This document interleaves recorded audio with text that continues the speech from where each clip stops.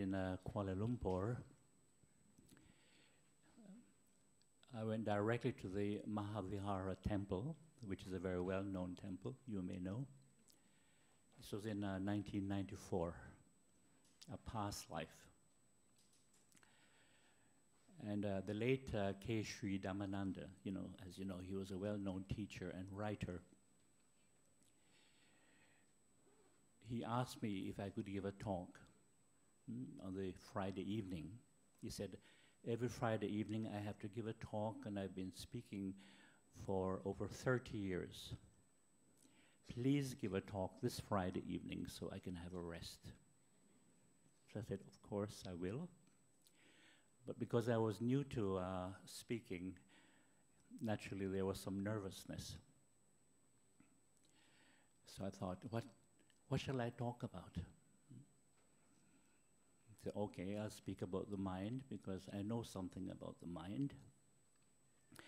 And then I thought, maybe 15, 20 people maximum might show up.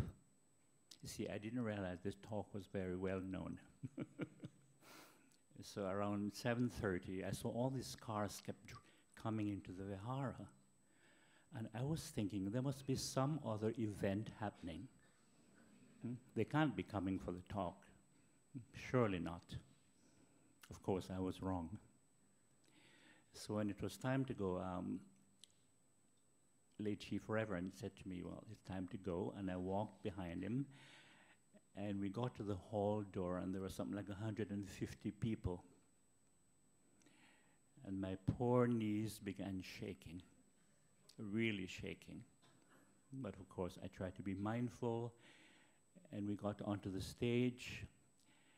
And fortunately, he started chit-chatting with people because, they know him so well, and he knows so many people. So that gave me the opportunity to deal with this nervousness. And fortunately, I knew one trick. And it's a point right at the wrist bone. Maybe you can feel it.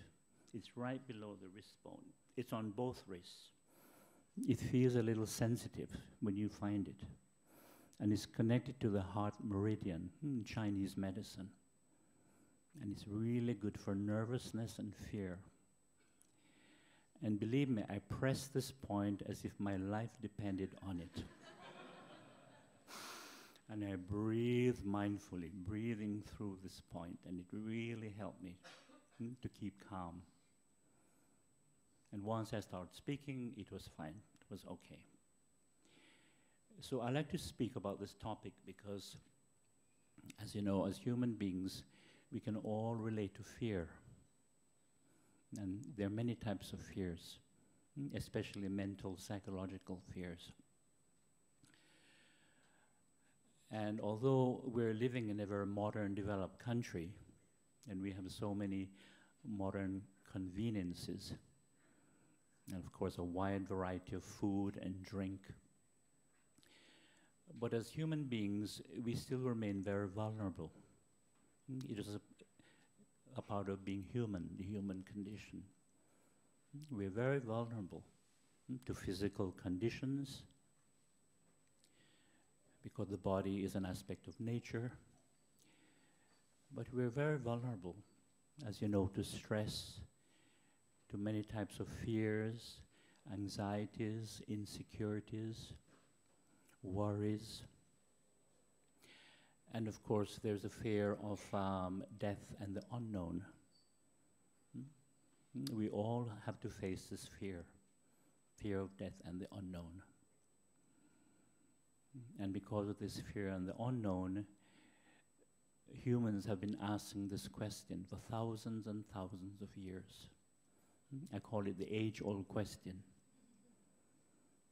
And that question is, what happens to me when I die, and where do I go after death?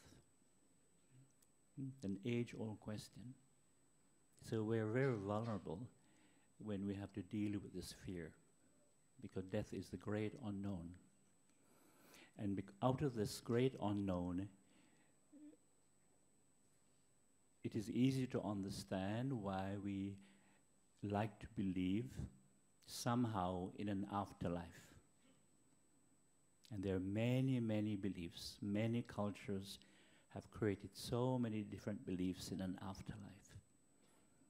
And the belief in reincarnation or rebirth is only one belief. There are many, many beliefs. But I'm not sure if I'll have time this morning to go into that. Maybe next week. But I find this topic very fascinating. So basically, there are two types of fears: physical fear and mental psychological fear.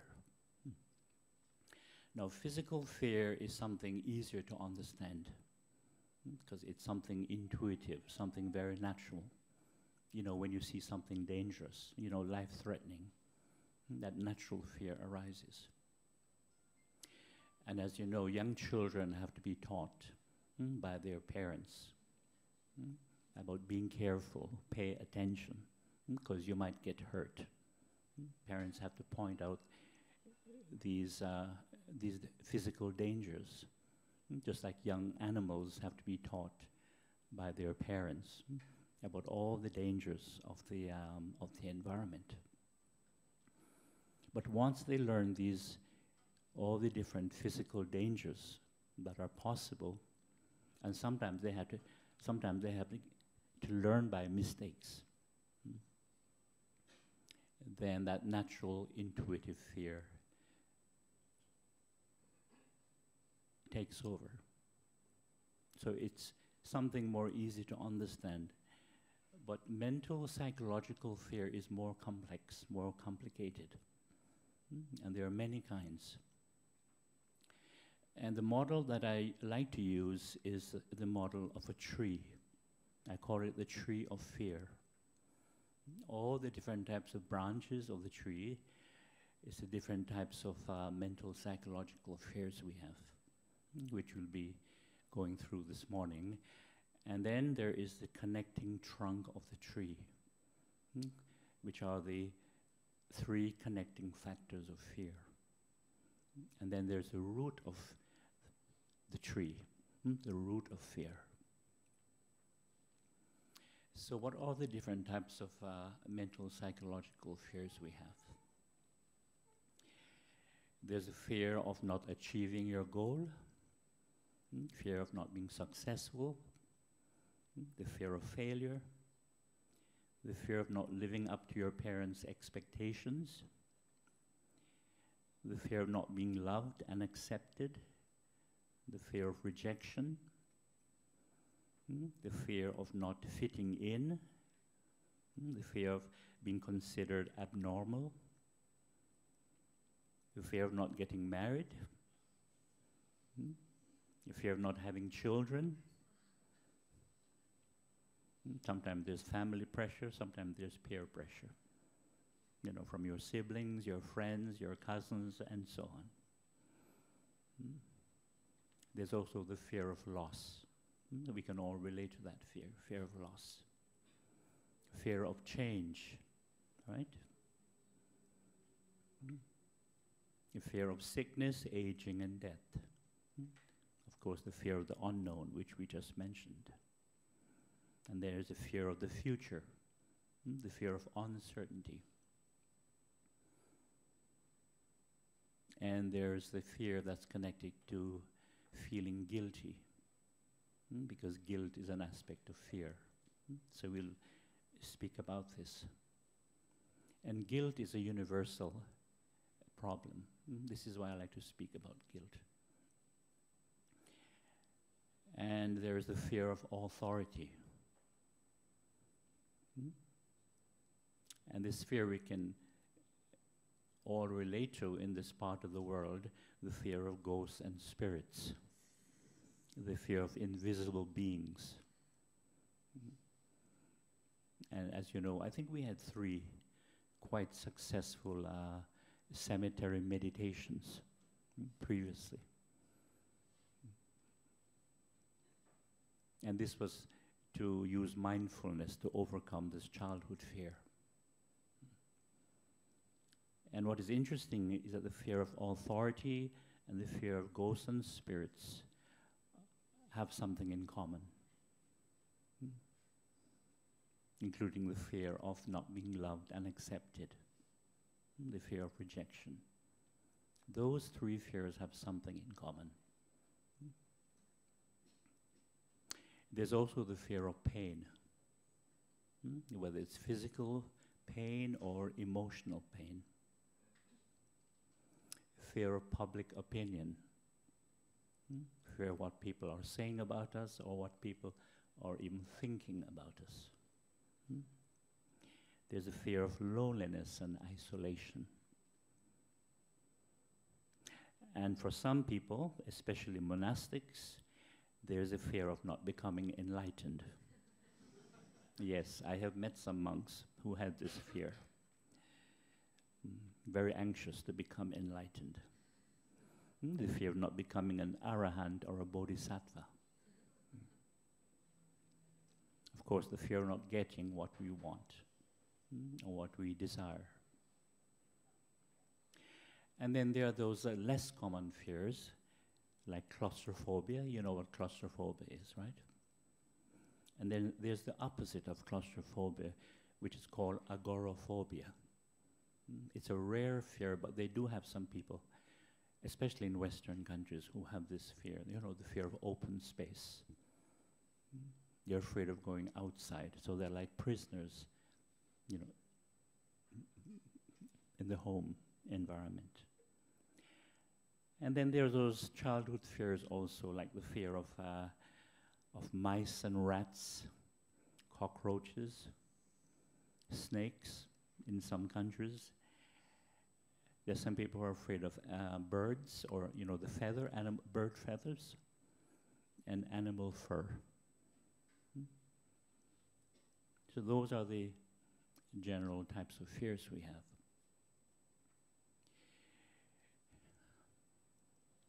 And as we said, some fears are from childhood.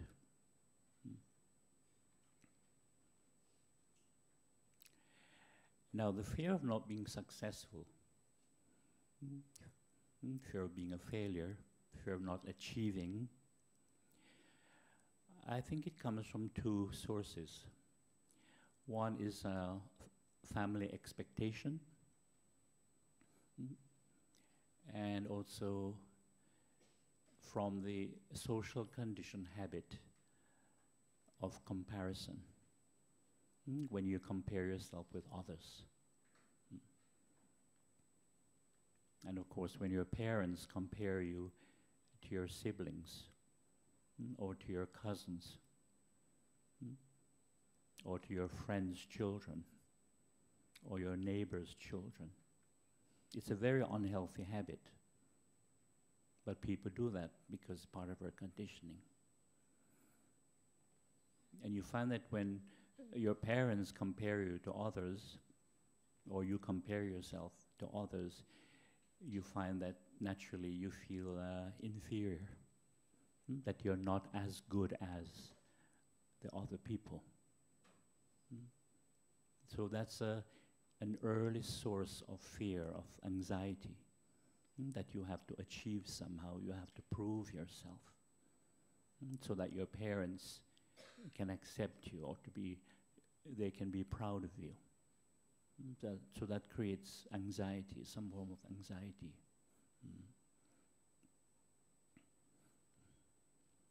On rare occasions, someone will feel superior.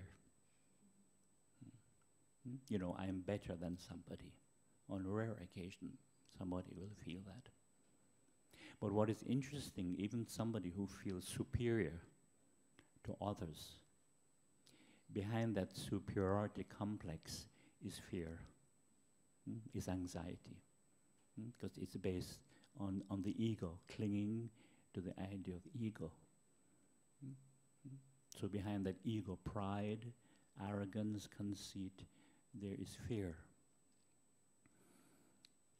And you find that people who display aggressive behavior, people who are competitive, Even in school, there are some students who are very competitive. Behind that is fear, anxiety. Fear is something very strong in the human mind.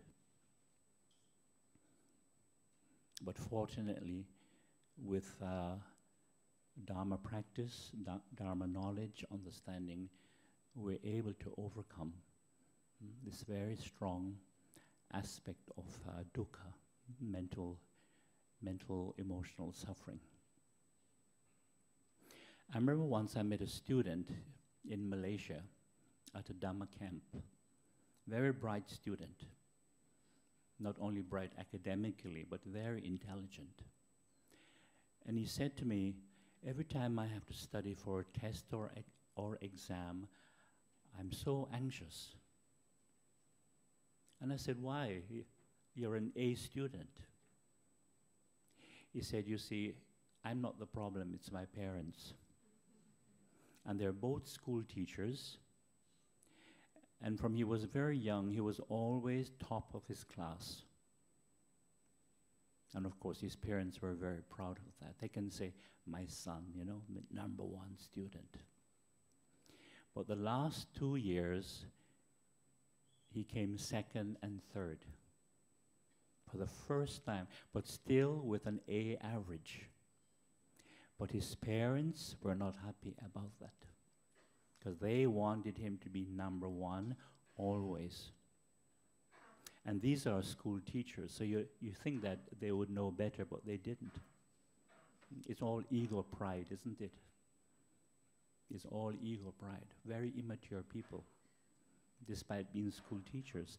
And I said to him, I really want to speak to your parents and give them a good scolding, because I'm very outspoken. And he was a bit nervous, and he says, I said, don't worry, I'm not from Malaysia. I'll scold them and go back to Canada. He said, thank you, Bhante, for your offer, but I think I'll speak to them myself. Because he was very intelligent, and he realized they were the problem. It was not his problem. But sadly, there are many parents like this. And they become very anxious, very deluded, and they put unhealthy pressure on their children. And as you know, in Singapore, this is a very common problem. So parents need to be educated.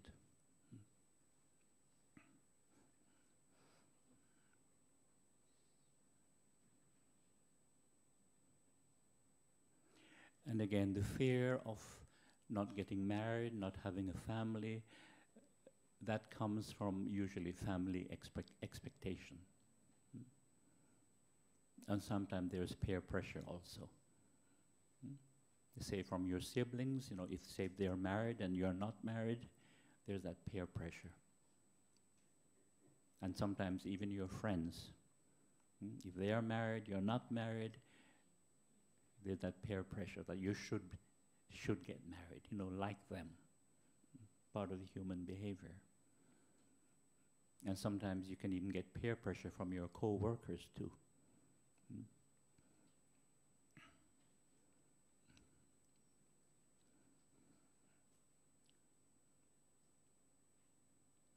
Now, the fear of change.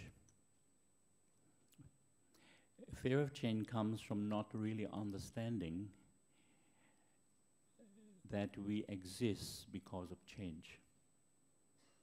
That in fact, we're not this permanent, fixed self or ego personality. But our social conditioning gives us that impression. But in truth, we're a process of body and mind, of physical and mental phenomena. In Pali, it's called rupa and nama, or nama and rupa. And we're alive because of change, because we're a process. If we were not a process, we wouldn't be alive. But we tend to overlook this fact. simply because we're social creatures. And we use language. I, you, he, she, and we use names. And names are really just social labels. So because we're caught in this social world, social convention, we tend to see each other as selves, as ego personalities. But just below that social convention is the reality of this process of body and mind. And when you even consider the digestion process, it's an extremely complex process. And fortunately, we don't have to worry about it. Because the intelligence of the body can deal with this very, very complex process. I once took a course in biochemistry, and that is what we covered, the digestion process. Only then I realized how complex it was. So many enzymes and acids are at work to break the food down so the body can absorb all the nutrition and expel the rest. But only if we're having digestion problem, then we have to be concerned about it. But otherwise, we don't have to think about it. And this process that we have to keep recharging it. Just the way you recharge your cell phones. That's right. And sometimes I'm asked, where does all the energy go when someone dies? Surely it must go somewhere.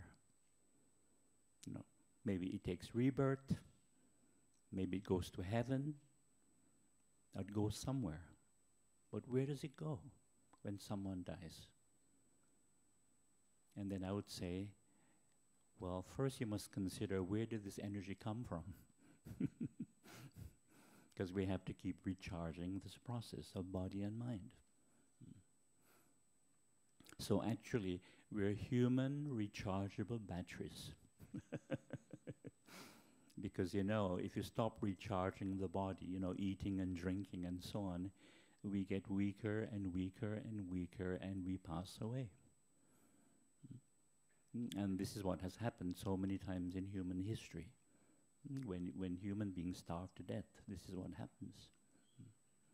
Fortunately, we don't have to worry about that these days. But not too long ago, millions of people, you know, in China, India, Africa, they would starve to death. There was just no food.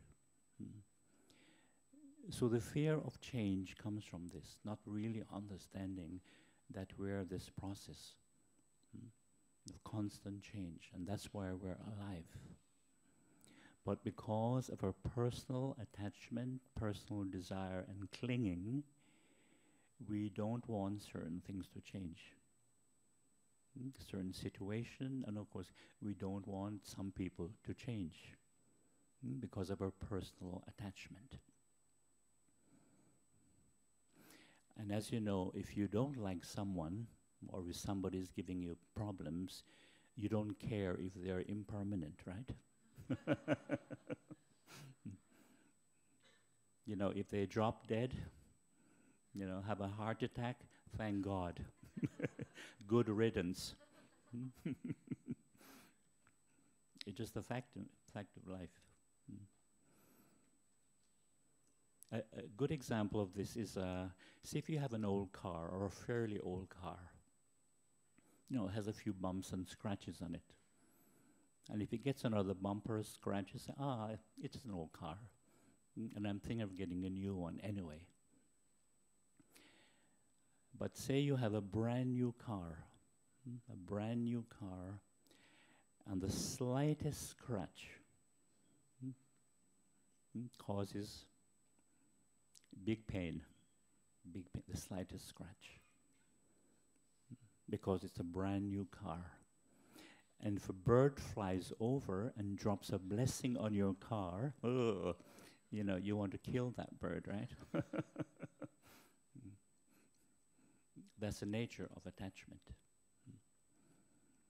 So this is something that we can reflect on, the nature of change, and how, because of our personal desire and attachment, while we have the fear of change. And then there's the fear of loss. And the fear of loss comes from dependency, when we become too attached, especially emotional attachment. And that breeds dependency because of that emotional attachment. Whether it's to people or to material things, or even to beliefs, certain beliefs, certain ideas, certain concepts. When we're depending on these things for some sense of security, some sense of comfort, then naturally there's the fear of loss. Now, as human beings, we have to depend on each other physically. We can't avoid that. Physically, we can help each other. And sometimes we can give each other some support also. But when we become too dependent, too attached, then that causes dukkha, the fear of loss. So this is something that we can reflect on. The difference between physical dependency and emotional dependency.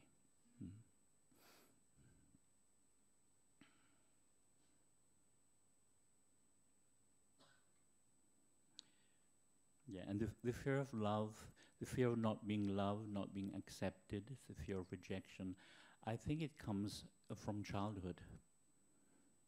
Not having enough attention, not having enough love and affection from parents, from family members. Because sadly, some children are neglected. So naturally, they become very anxious, very insecure.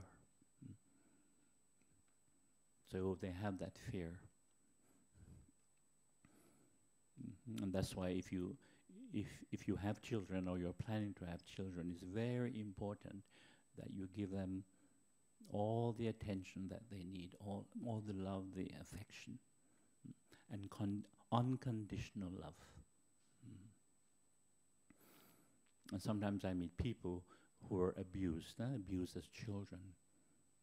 One or both parents, were because of their insecurity from their parents, they were very controlling, very critical, very judgmental. And that's why many people suffer from guilt also, because of the judgmental mind.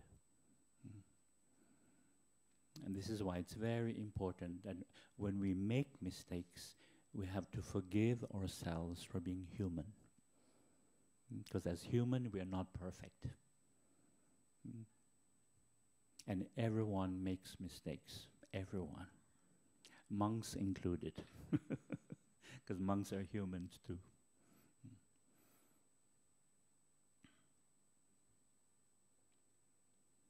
And guilt is an aspect of fear, because not only do we put negative images on others, when we're having conflict with others, but when we make mistakes and start feeling guilty, we also put negative images on ourselves.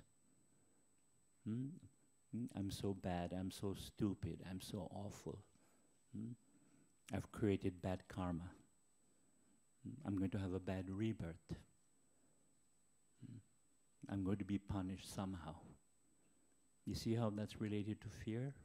And of course, what people will think of me, because I've done, something so awful, because I'm so stupid. Self-blame, self-judgment.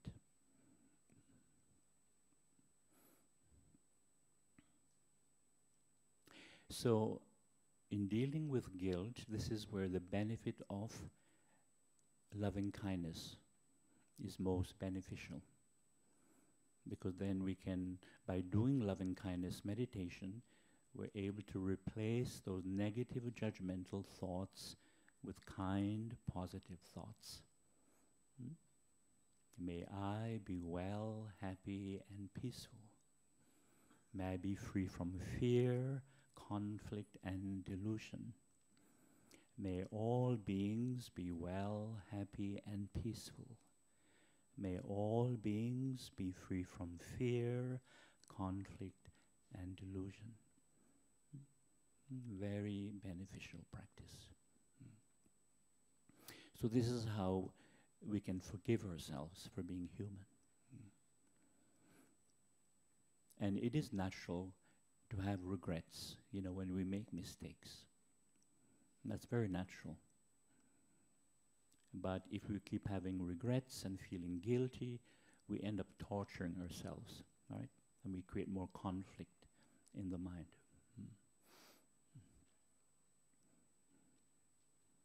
And because of our social conditioning, we think that we ought to be perfect. But it's only a concept. The idea of perfection is only a concept. So not only should we be kind to others, but we should be kind to ourselves.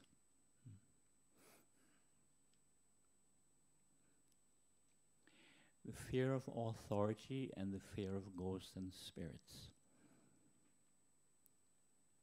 Have you figured out the connection? Or what these two fears have in common? They're also childhood fears. Say if you've had a very strict parent or both parents have been strict, that's where it comes from. A fear of authority. And then in school, you carry that fear, the fear of the teacher, the fear of the school principal. You see, in my elementary school, each teacher was permitted to beat you. They had a strap. So you had that fear of being beaten. And then in high school, only the school principal, the headmaster, was permitted to punish you. And in the old British system, the headmaster had a cane, you'd get caned. So you have that fear of authority. And in the work environment, you have the fear of the boss, the supervisor. It's a very interesting fear. And if you go to a temple and the head monk happens to be very stern, there's the fear of the head monk. Because, he's the authority figure. If he happens to be stern. Fortunately, most head monks are not so stern. And likewise, as you know, the fear of ghosts and spirits and invisible beings is an early childhood fear, isn't it? Right? You're told, don't go out when it's dark. Don't go out, because all those spirits, those ghosts are there. This is why I like to do the cemetery meditation, to use mindfulness to overcome this fear, because it really is in just the imagination. Because I grew up with African ghosts and spirits, and I really believed. But later I realized it's just in the imagination. So when I'm in Malaysia or Singapore, I like to say that because I grew up with African ghosts and spirits, I'm not afraid of the Chinese ones. Absolutely no fear of the Chinese ones. But the power of the imagination is really incredible if we don't have mindfulness. And there's one experiment that I do all the time. I haven't done it here, but in Malaysia I did it, and I try to encourage people to do it, to show you the power of the imagination. So if you're not too scared, I really recommend that you try it. One night when you're alone, Of course, no internet. Turn off your smartphone. And the practice is just say to yourself, there's something in the room. There's some presence in the room. And the moment you say that, you feel something behind you, watching you. You feel it and you get goosebumps. And if you're not mindful, of course, you run, you get out.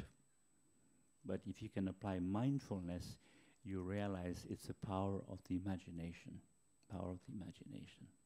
And every time I do it, the same thing happens all the time. I feel this presence behind me, and it's watching me, and I get goosebumps. And then I observe the imagination, how the mind interprets that. It's a very good practice to observe it. And of course, you can do some loving kindness, something positive, and then you can do some chanting if you like. And once you do some chanting, no more spirit or ghosts.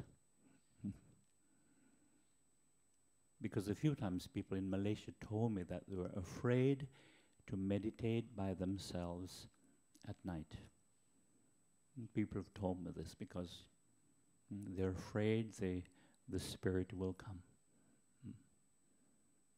But it's the power of the imagination. So it's a good way of testing your mindfulness.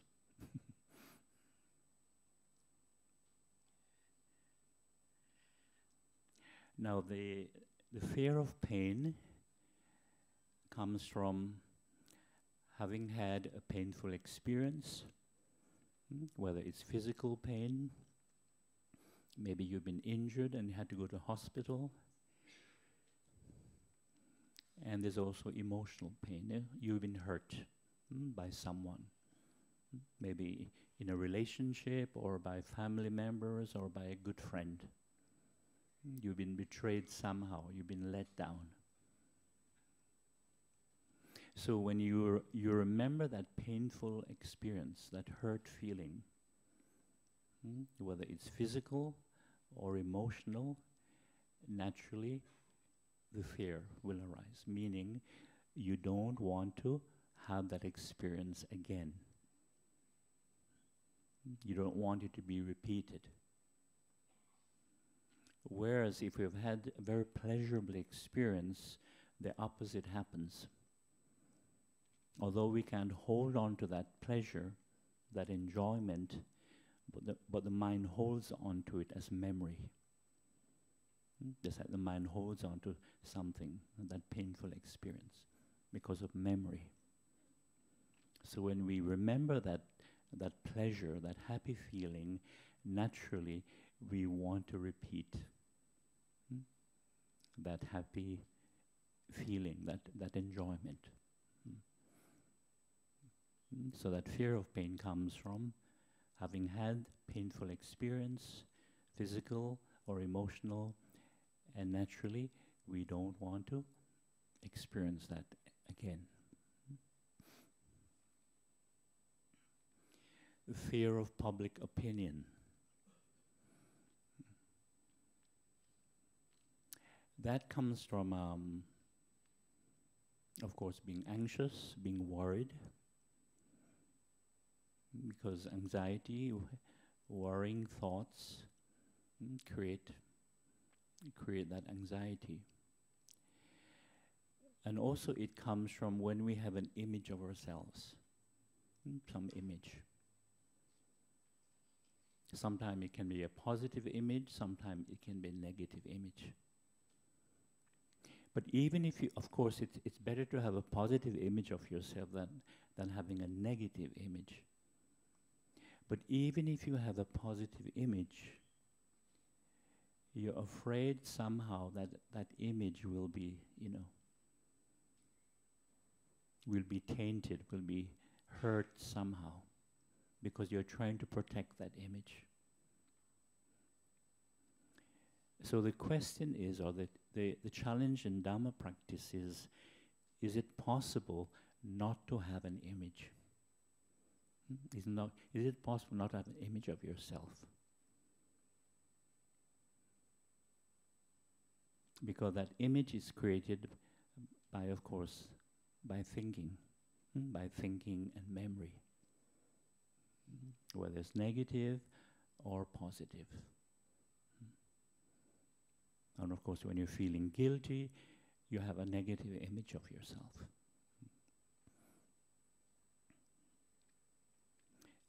So it really means to be more aware, to be more mindful. Because when we're more alert, more mindful, then we're not clinging, we're not attached to that image. Because we realize who we really are is not this image. It is a mental formation. And who we really are is the awareness, the present moment, awareness and knowing, or Buddha nature, the wisdom mind. And with practice, we begin to have more trust, more confidence in this present moment, awareness and knowing. And we're not so attached, not so identified with the thought process and with all our mental formations, including our ideas, concepts, beliefs, views and opinions and so on. Because initially we're so attached to our mental world.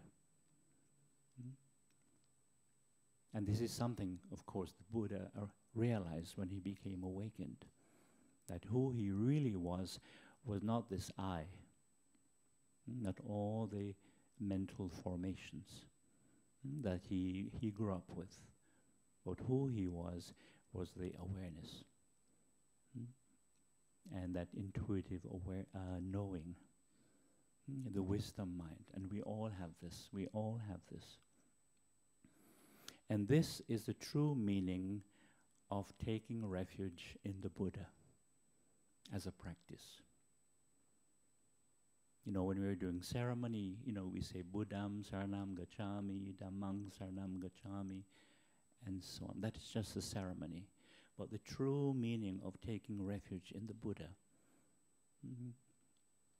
as a result of one's practice, reflection, and investigation, comes from this trust, this confidence in this present moment awareness and knowing, which is our natural intelligence.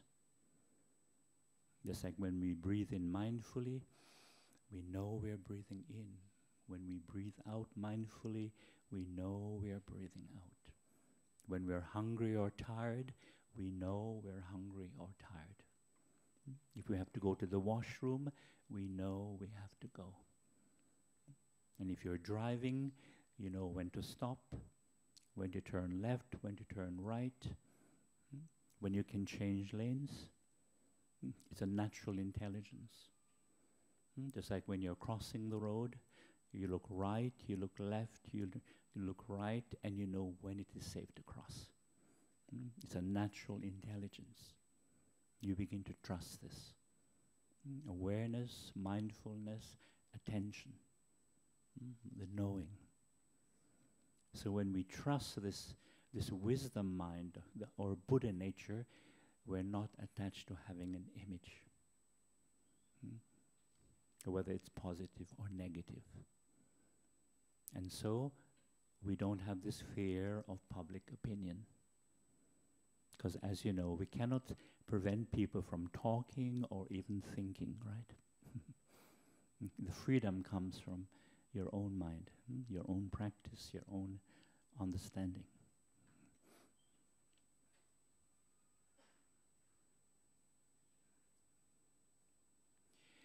And the fear of sickness, aging, and death comes from our identification with the body as me and mine. Because we're conditioned as human beings to identify with the physical body. This is me, this is mine. And of course, when you look in the mirror and you see that image, we identify with that image. We think that image is who we are. And half the time we are not pleased with that image.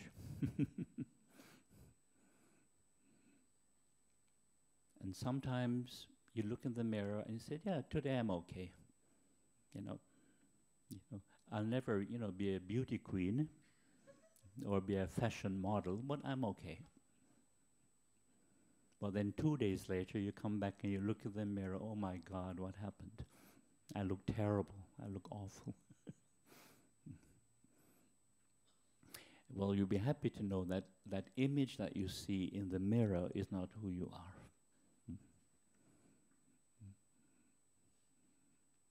And maybe you've had this experience where, say one day you're just feeling lousy. You're just not feeling good. And you happen to meet a friend, and the friend says, oh, you're looking so nice today. And it's like, what the hell are you talking about? Because what you're experiencing has nothing to do with that image that your friend is seeing. What you call your public image. Has nothing to do with it. And I was fortunate to have the experience for two consecutive summers up in northern India, where I was living in very simple places in the spectacularly beautiful environment just south of the Himalaya mountains, just living with natural time. Living with natural time. No watch, no schedule, of course no internet in those days, and no mobile phone. A very wonderful experience to live like that. Just living with natural time. And also, there are no mirrors around. So I would go for several weeks without having an image, not having an image. Very healthy. Because when you don't have this image that you see in the mirror, you're able to go much deeper. And you have that understanding that who you really are is not that public image. And what is also interesting, if you look around the room, you can see faces. You can see all the faces, if you look carefully, around the room. But there is one face that you cannot see, right? There's one face you cannot see. Very interesting. And yet, you're conscious, you're being aware. Without seeing, this ugly face. Or the face that you don't like. Very interesting. So what the Dharma is teaching us is that this body, it does not really belong to us. It's not something personal. Because if you reflect on the body, for example, if you tell the body not to get sick, the body does not listen to us. The body will get sick due to certain conditions. Just like if you tell the body not to get hungry, not to get tired, not to go to the washroom, you see the body does these things. The body does not listen to us. It follows its own natural laws. It is anatta, non-self. It belongs to nature. Or you can say the changing conditions of nature.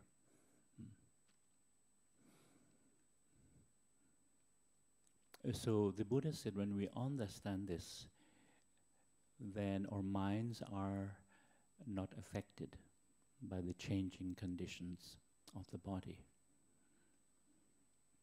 Of course, we have to take care of it as best as we can, but we can't get too attached to it because it's only a temporary shelter.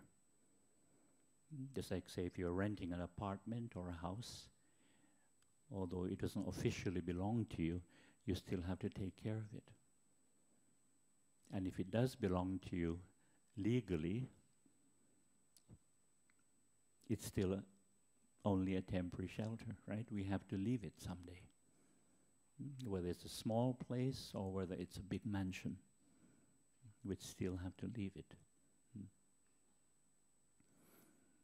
So when we have this understanding, this wisdom, then we can overcome this fear, the fear of sickness, aging and death.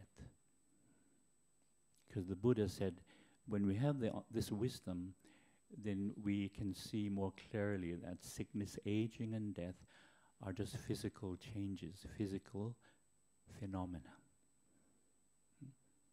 It's not my sickness, my aging, my death. So when we don't identify with the body, and when we don't identify with the natural conditions of the body, there is no dukkha. There's no mental, emotional suffering, worry, depression, and so on. And likewise, birth. The Buddha said when we understand that the self that we all have today was never born. Yes, a young baby was born, but a young baby doesn't have a sense of I, that I am born today. The self is something which is slowly conditioned in a child's mind as it is growing up. It's a conditioning. And also the idea of age is also a social conditioning. Idea of age. But you know, because we live in a social world, our parents have to give us names and time of birth and date of birth. And then as we get older, we become more and more attached to this birthday. I don't know about in Singapore, but in North America, most people are very, very attached to their birthdays. And if their friends or their partners forget their birthday, ooh, big drama there. Strong attachment. But if you have some wisdom, then you can let go of that strong attachment. Because the I, who we are, was never born. Was never born.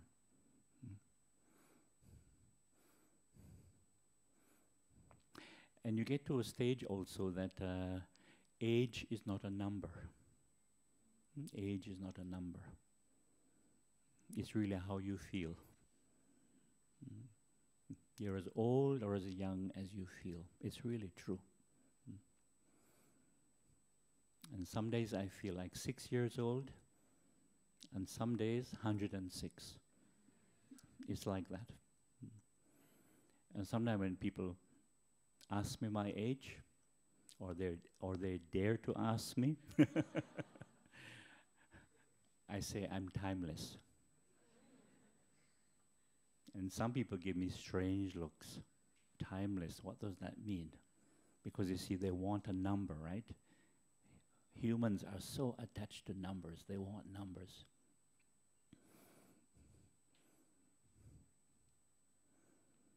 So when I say I'm timeless, they either think I'm being, trying to be a wise guy, or I watch too many Star Trek movies on TV. Too many cosmic, programs. But when one is living a fairly simple life and one is practicing, one is more in the present moment, you begin to experience that timeless dimension. Whereas if you're always caught in thinking, then we're ruled by time. And we're conditioned with this idea of past and future because of time. And time is a factor of fear. Also, time is a factor of anxiety. When we think too much, we worry too much about the future, naturally, we experience anxiety.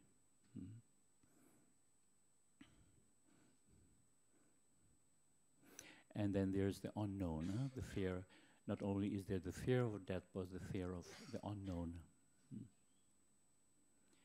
And part of the fear of death comes from attachments, because as we go through life, we have more and more attachments, whether it's physical attachments, including people, but also mental attachments, knowledge, information. If you have a certain position or status in the society, you're very attached to that status. Or if you happen to be famous, you're attached to that fame.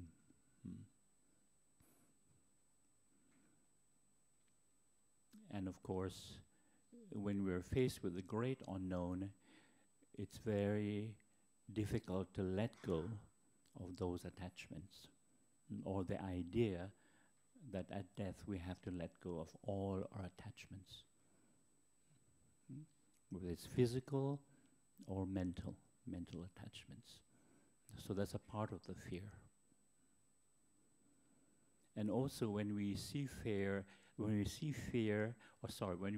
death, when we see death as some scary event waiting to happen in the future, that also brings that anxiety. So in Dhamma practice, we learn how to bring death closer and closer into our daily lives. So what does that mean? Learning to live, learning to die while we're alive. Maybe you've heard this phrase before. And it simply means learning how to let go. How to let go of things in daily life. If you have had conflicts with people, you've made mistakes, you have unpleasant memories, learning how to let go, using wisdom and mindfulness. And when we can do that, you'll see that we have less and less fear of death. Because what is interesting is that every night when we all go to bed, we die for at least 2 hours. It's called the deep sleep state. When we fall asleep and we're in that deep sleep state, this is before dreaming, there is no consciousness. So in that deep sleep state, Singapore does not exist. That's right. Singapore does not exist. Or the world as you know it, including family, friends, your work. It does not exist. And this is why there's an old saying when somebody is in deep sleep and they are not aware of anything, we say that person is dead to the world. It's a very old saying. I think the younger ones would know this saying.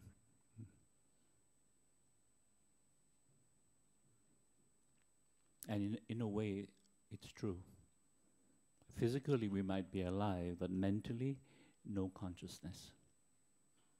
Because that's the nature of consciousness. It keeps changing, depending on our sense experiences.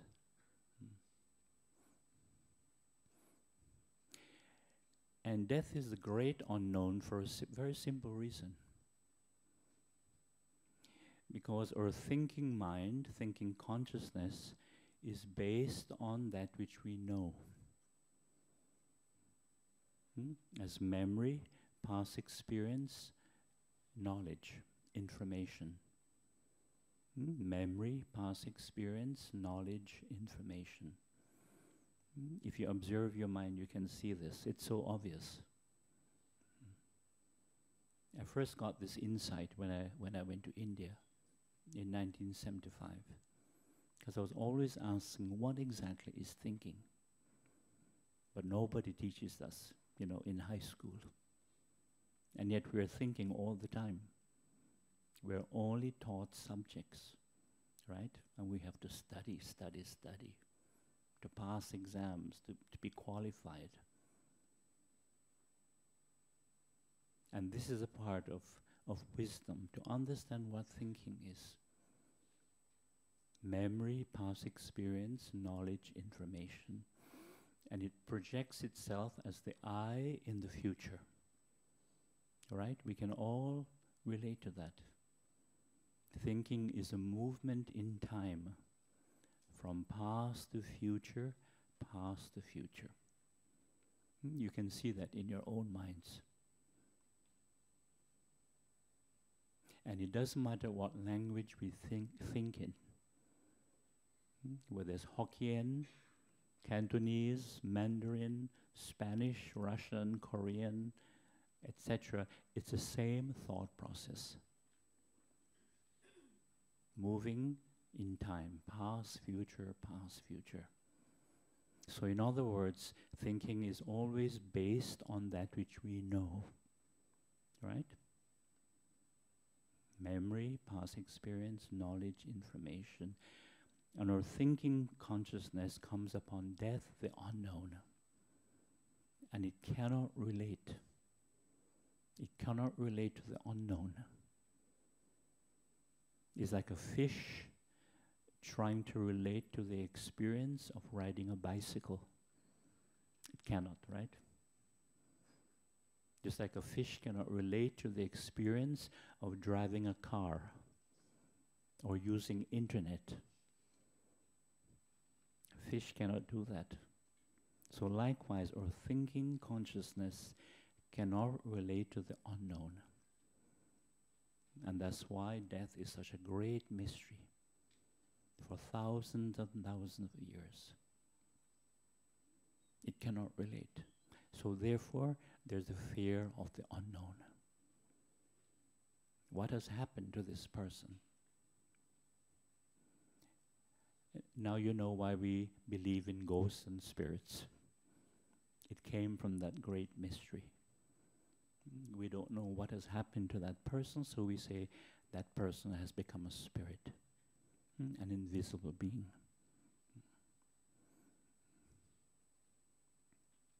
So what thinking does to compensate for this unknown, because it cannot relate, it does something very amazing. Thinking says, of course, I will continue after death. It projects itself beyond death. You see that? Because it's the nature of thinking to project from past to future, right? That is just the nature of thinking. So it projects itself beyond death. Of course, I will continue after death. And that's why humans have created so many beliefs in an afterlife. Because it's very comforting, isn't it? Somehow that will continue. For example, a traditional Chinese man has always been very keen to have sons, grandsons, great-grandsons, and so on. Do you know why? Because of the family name, right? As long as the family name continues, I will continue somehow. That's right.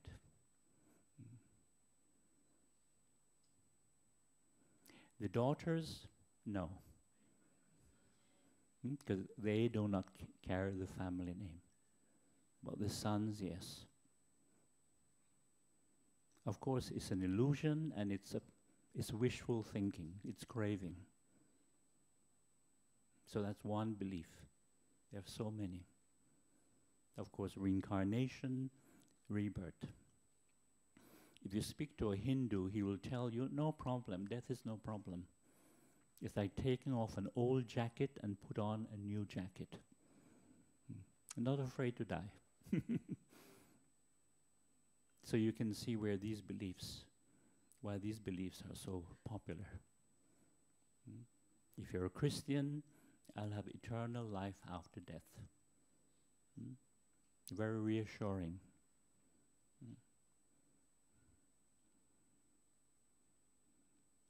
Or if I'm a movie star, I will continue in my movies or TV shows.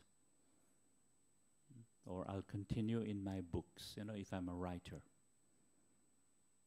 Or if my name is put up on a foundation or on a hospital, I will continue. It's a very nice thought.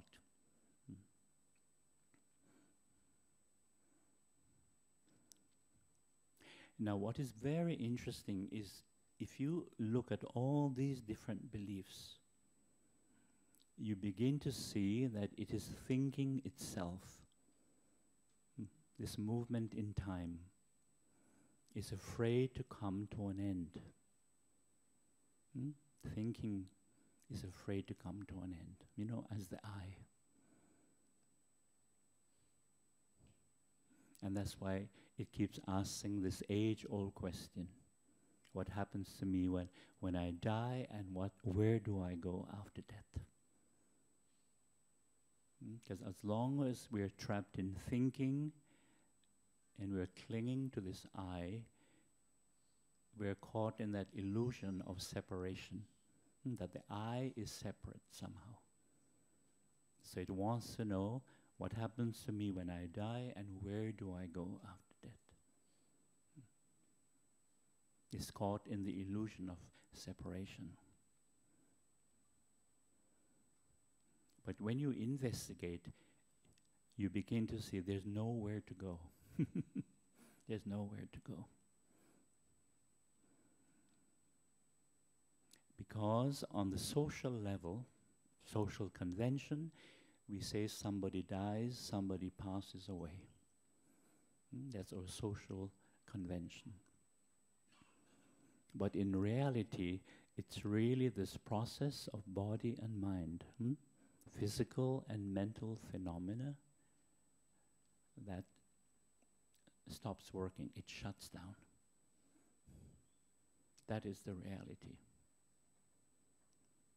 And at a deeper reality of the 5 aggregates, the 5 factors of experience, these 5 aggregates, they just stop working.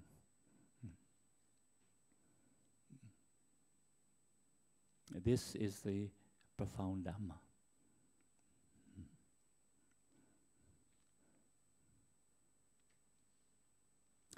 Now, what is also very wonderful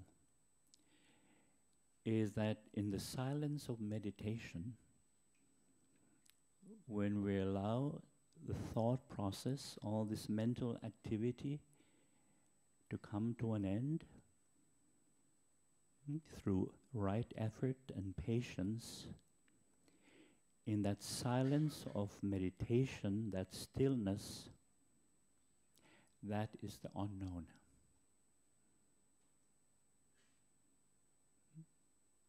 When we allow thinking, which is based on that which we know, projecting in the future, when we allow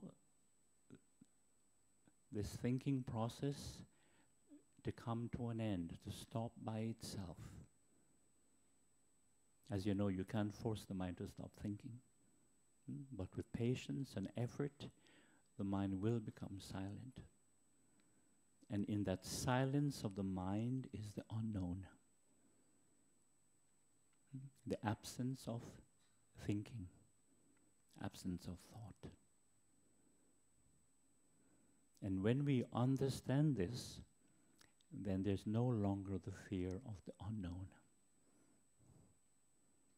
Because we understand it, we experience it as something very peaceful and timeless. Peaceful and timeless. So that age-old question, what happens to me when I die, or where do I go after death, it does not arise. This is a very profound and beneficial reflection to understand the unknown. The silence of the mind is the unknown.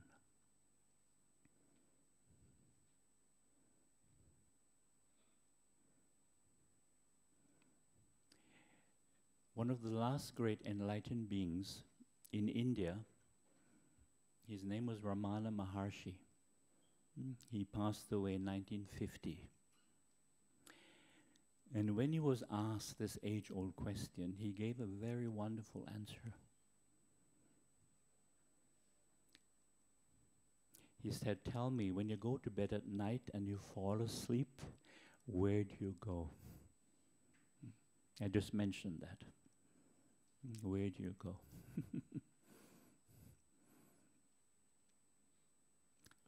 You don't go anywhere.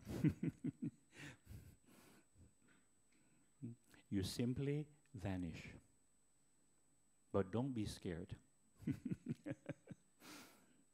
Because when we lose consciousness, when we fall asleep, there's no thinking and therefore no I. Because I is created by thinking.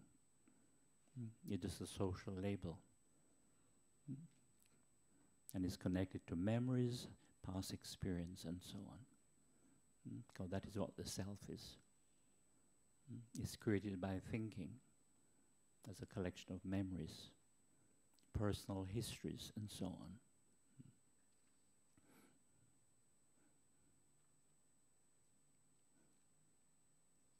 Also, the language that we use is very misleading. It creates the illusion of duality, of separation.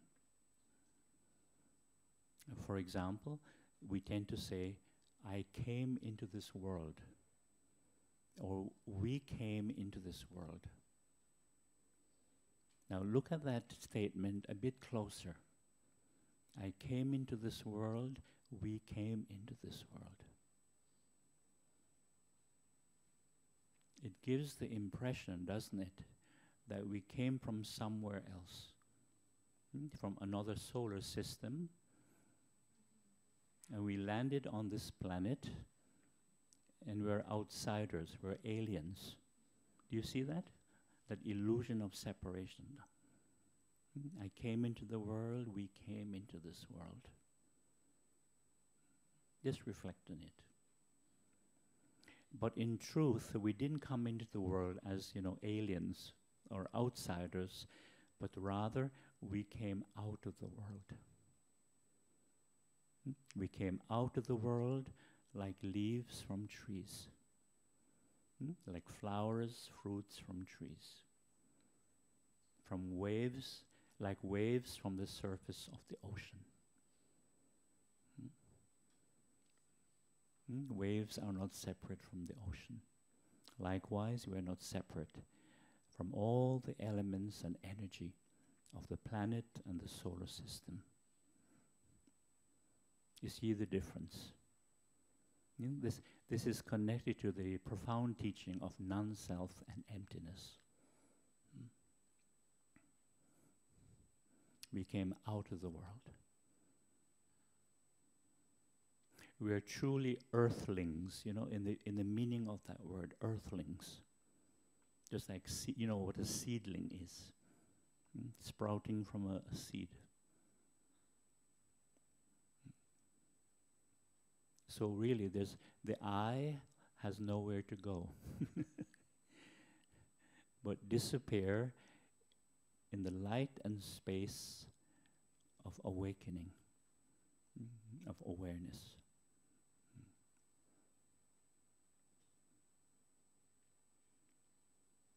Now, how do we deal with fear when fear arises? The important thing is that we objectify that fear, that anxiety. Instead of saying, I'm afraid or I'm scared, breathe mindfully and just say, there is fear, or there's a state of fear. There's a very big difference. Likewise, instead of saying, I am angry or I'm upset, there is anger, there is upset. Very big difference. Because when we identify with a feeling or an emotion, we hold on to it as something personal.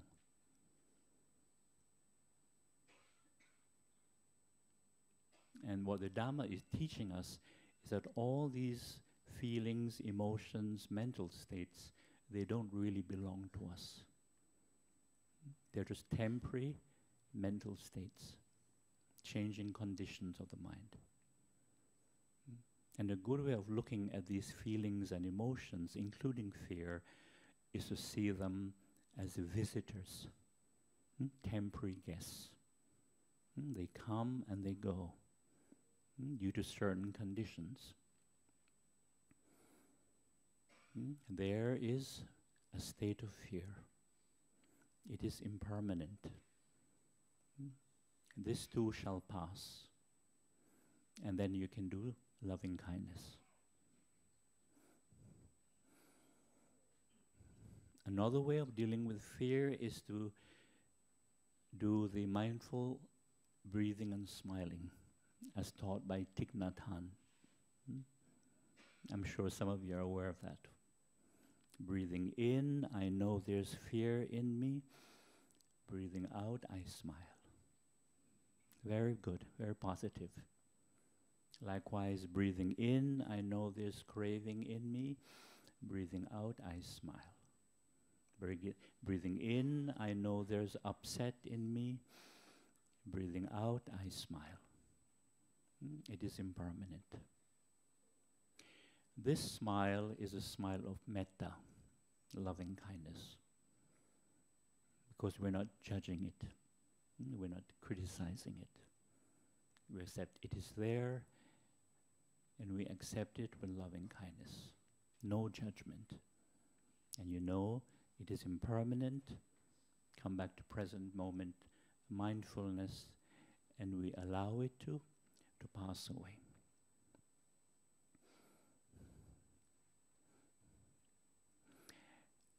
And you can also do some mindful chanting. And the one that I like to do, because it's very simple, and it's an easy way to focus the mind, especially when you're having disturbing thoughts. But before we do this chanting, the three factors of fear, like the connecting trunk of the tree of fear, is of course thinking. That's the main factor, right? It's all caused by thinking. Time, because thinking is related to time as past and future. And when we think about the future, we become anxious. When we think about the past, we have regret, guilt, and so on. And the third factor is desire, craving. Because whenever we have a craving or desire, very often fear will arise. The fear that we won't get what we want. We won't achieve what we would like to achieve. You can see that in the mind. Whenever we have a certain desire or craving, anxiety will arise. Some form of anxiety, desire. That's related to not getting what we want.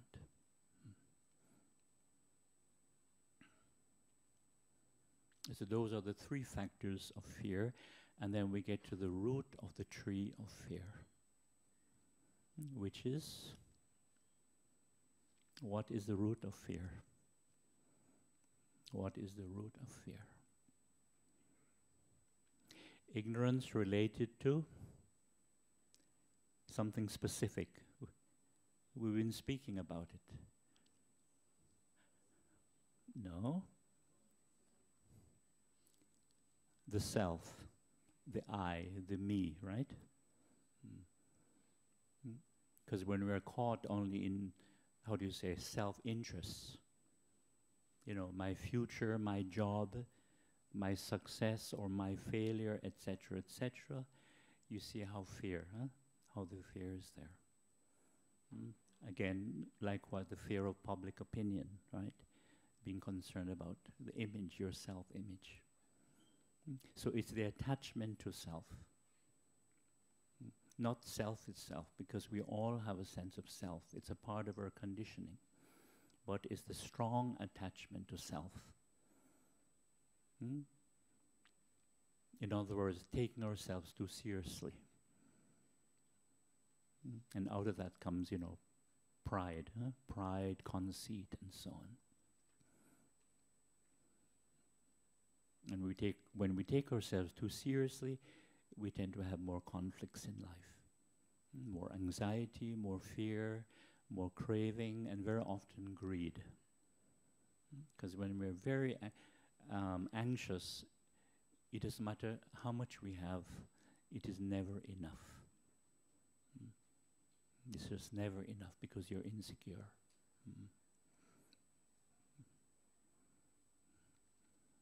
So it's a strong attachment to self, which is the root, the very root of the tree of fear.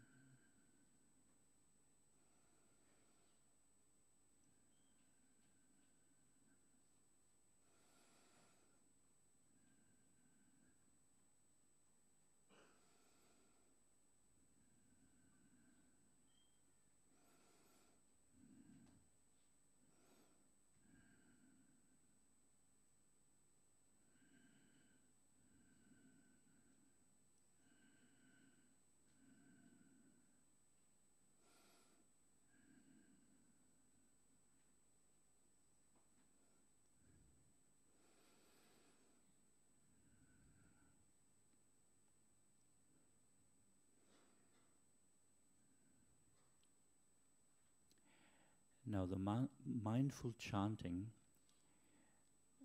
that we can do is the mantra that comes from the Heart Sutra. And the Heart Sutra is a very profound teaching based on non-self and emptiness. Very profound. But the mantra, some of you might be familiar with it. It goes gatte, gatte, para, gatte, parasam, gatte, bodhisvaha. And the meaning is very wonderful. It means going beyond, going well beyond the world of ignorance and delusion, craving and attachment, aversion, hatred, and ill will. Going beyond the world of anxiety, fear, frustration, going beyond the illusion of duality and separation. And bodhisvaha means rejoice in the freedom, bliss, and peace of awakening. Bodhi means to awaken. Bodhisvaha, rejoice in the freedom, bliss, and peace of awakening. Okay? So you can join me if you wish. I won't be inviting any questions this morning, but in this afternoon, if you like, you can meet me and ask anything you wish this afternoon. Okay? Gatte, gatte, para, gatte, parasam, gatte, bodhisvaha. Gatte, gatte, para, gatte, parasam, gatte, bodhisvaha. Gatte, gatte, para, gatte, parasam, gatte, bodhisvaha. Gatte, gatte, para, gatte, parasam, gatte, bodhisvaha. Gatte, gatte, para, gatte, parasam, gatte, bodhisvaha. Gate gate para gate parasam gate bodhisvaha. Gate gate para gate parasam gate bodhisvaha. Gate gate para gate parasam gate bodhisvaha. Gate gate para gate parasam gate bodhisvaha. Gate gate para gate parasam gate bodhisvaha. Gate gate para gate parasam gate bodhisvaha. Gate gate para gate parasam gate bodhisvaha. Gate gate para gate parasam gate bodhisvaha. Gate gate para gate parasam gate bodhisvaha. Gate gate para gate parasam gate bodhisvaha. Gate gate para gate parasam gate bodhisvaha. Gate gate para gate parasam gate bodhisvaha. Gate gate para gate parasam gate bodhisvaha. Gate gate para gate parasam gate bodhisvaha. Gate gate para gate parasam gate bodhisvaha. Gate gate para gate parasam gate bodhisvaha. Gate gate para gate parasam gate bodhisvaha.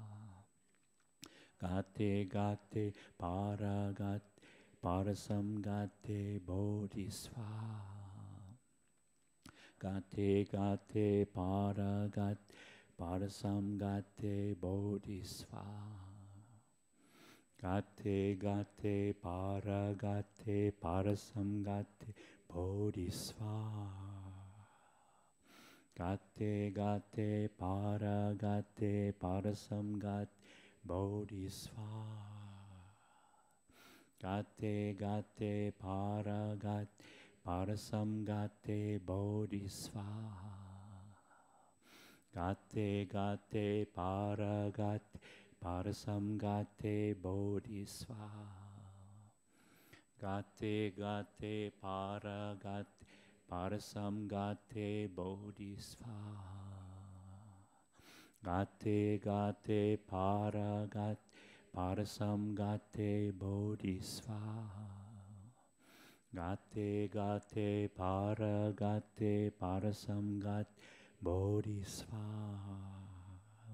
Gate gate para gate parasam gate bodhisvaha. Gate gate para gate parasam gate bodhisvaha. Gate gate para gate parasam gate bodhisvaha. Gate gate para gate parasam gate bodhisvaha. Gate gate para gate parasam gate bodhisvaha. Gate gate para gate parasam gate bodhisvaha. Gate gate para gate parasam gate bodhisvaha. Gate gate para gate parasam gate bodhisvaha. Gate gate para gate parasam gate bodhisvaha. Gate gate para gate parasam gate bodhisvaha. Gate gate para gate parasamgat bodhisvaha. Gate gate para gat parasamgate bodhisvaha. Gate gate para gat parasamgat bodhisvaha.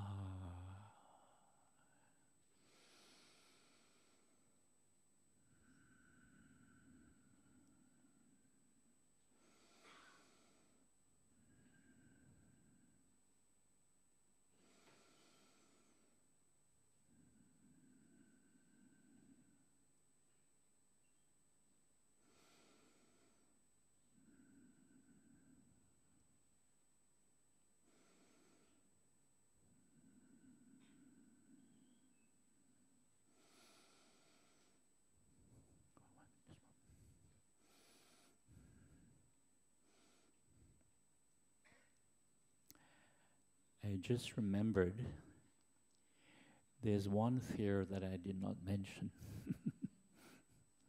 That's a fear of loneliness and isolation.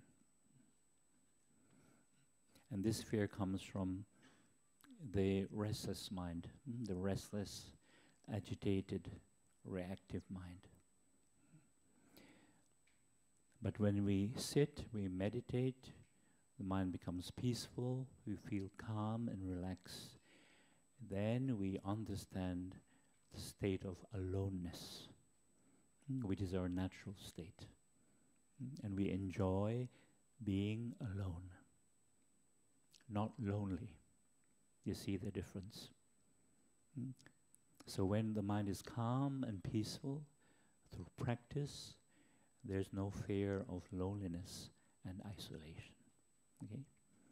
So may you all be well, happy, and peaceful.